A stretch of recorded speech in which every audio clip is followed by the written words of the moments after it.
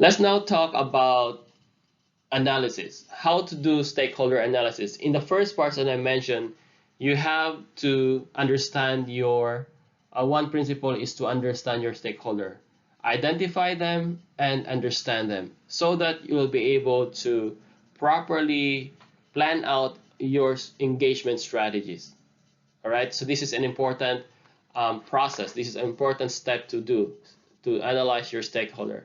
So stakeholder analysis is basically the identification of a project's key stakeholders and assessment of their interest and the ways in which these interests affect the project and its viability. It means that identify the people or the stakeholders based on their interest and their influence on the project.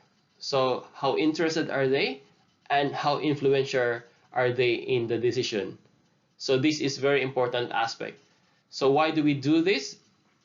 This is basically to get the project into shape. It means that you can start the planning, get the support of who are the most influential stakeholders. For example, in the potable water reuse, who are the most influential stakeholders here that can affect the whole of the project?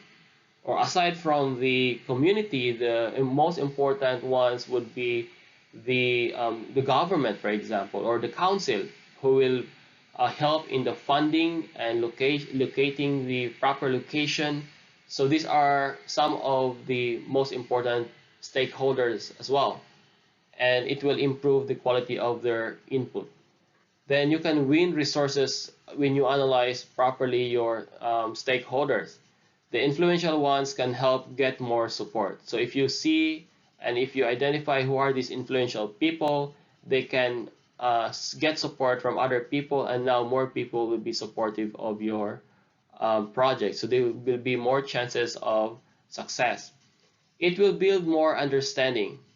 Basically, if you are able to communicate early and more often, so based on stakeholder analysis, you'll be able to strategize how you will try to engage with the people and getting ahead of the game. So when you understand what they feel, their situation, then possibly you can anticipate their reactions. So once you have that planned out, it means you have a ready plan of actions, what will happen. So if they react on a certain way, you will have a specific way to answer that, or some actions to deal with that reaction.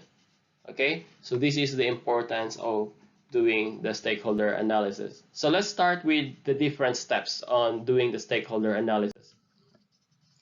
So conducting the stakeholder analysis can take about a few steps. The first steps will be to identify your stakeholders.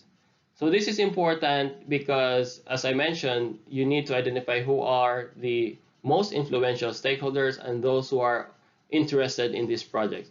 So you have to gather project representatives in a room. Like in your case, you have to gather your engineers, the locals, the students, elderly, some communication expert, and also try to brainstorm who are the real stakeholders in your project. All right, so based from here, you have only representatives. It means select people.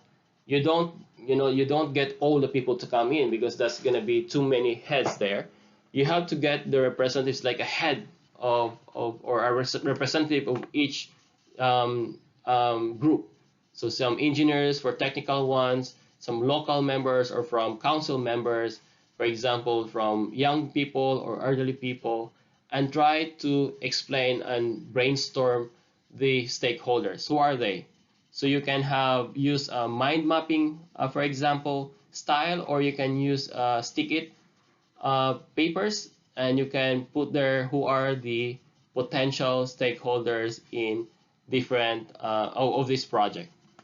So it can be an organization or person, but after identifying an organization, for example, you have to identify an individual.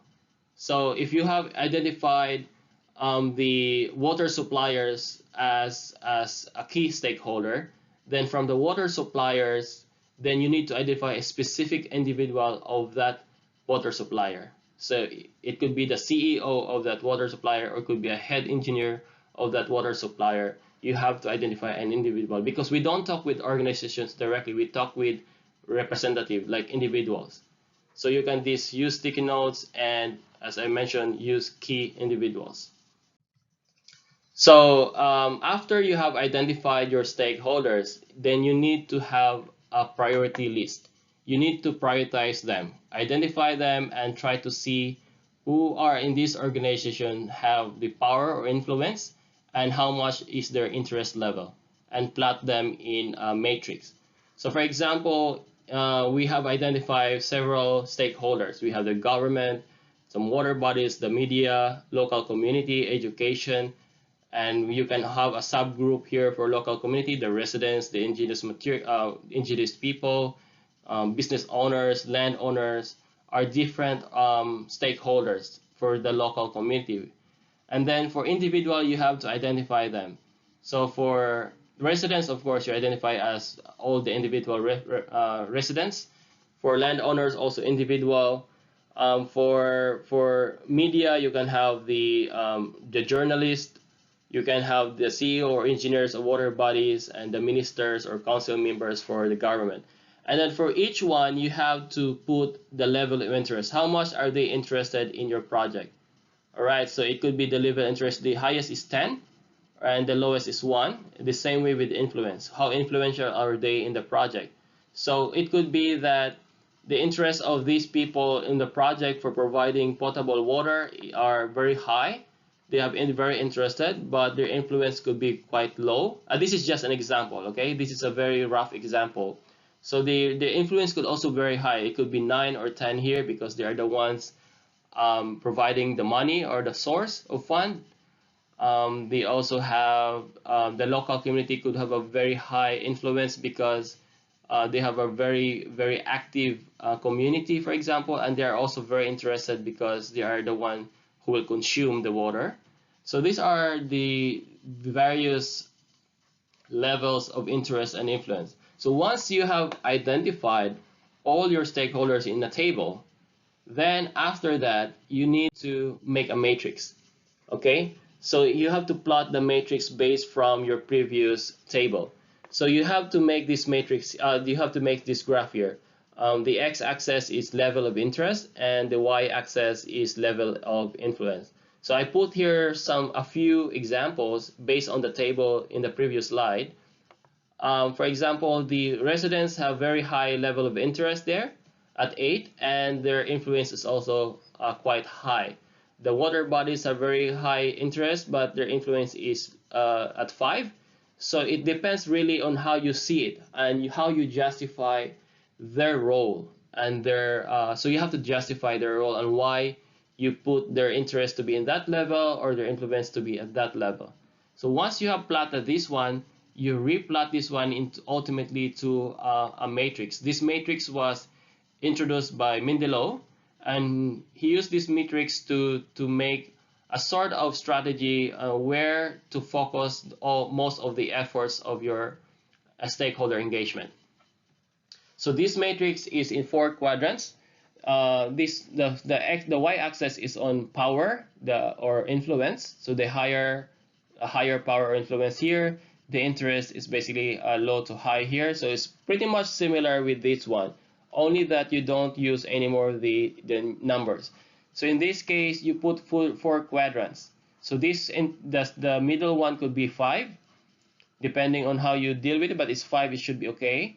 And then this quadrant here with high power but very low interest, you just need to keep them satisfied. You don't need to engage too much. You just keep them satisfied. The one with a very low interest and very low power, you have to give just minimum effort. You don't need to engage with them too much. Like the cynics are those that always question. Whatever that come their way, they always question. And so you don't give too much attention to them. The people on this quadrant is just to keep informed. They are very high interest, but they don't have that much influence at all. So they are just, keep them informed, keep them be in the loop, but you don't need to give too much time to them as well. The most important one is this quadrant here. These are the things that are very high interest and also very high influence. So these are the people that you need to keep, to manage closely, to really keep very satisfied and also to keep engaged closely, because these are the people who will make and break your project most likely. So the government could be possibly in this area as well. The mothers or the residents could be in this area. The media could be in this area. But this is just an example. This is a hypothetical example that I have made. So you have to do your own based on the project of potable water reuse in Sydney. So put your things like this as a plot of matrix and identify this quadrant here where you will fully engage these people and make the greatest efforts to satisfy them. So this is where you will give all resources, not all resources, but most of your resources in this area. And then after you finish your matrix, you have to now understand your key stakeholders. So you are now referring to the quadrant, the highest quadrant now, especially. So focus on them. Of course, you don't forget the other quadrants, but focus more of your effort on the key stakeholders. Discover how they feel or how to best engage them. So you have to ask some questions like, what are their financial or emotional interests? What is their motivation? What information do they want? And how do they want it to be communicated to them? Do they want it to be emailed? Do they want it to be in person? You have to ask that. And who influences their opinion? Could it be their own family, their relatives? It could be the other CEOs, for example. So you have to understand who influences their opinion. If they are not very positive of your project, ask them how do you change their mind. So it's better to ask them how can you win their support and how to manage the opposition if ever they are really fully not supported. Then just try to manage the opposition. There will always be opposition. Sometimes you are very they're lucky to have a very low opposition, but sometimes there's a very good opposition and you just have to manage them. And who else might be influenced by their opinion about this opposition? Try to identify people that they can actually convince and try to see or make a strategy on how to address them as well. All right, this is the stage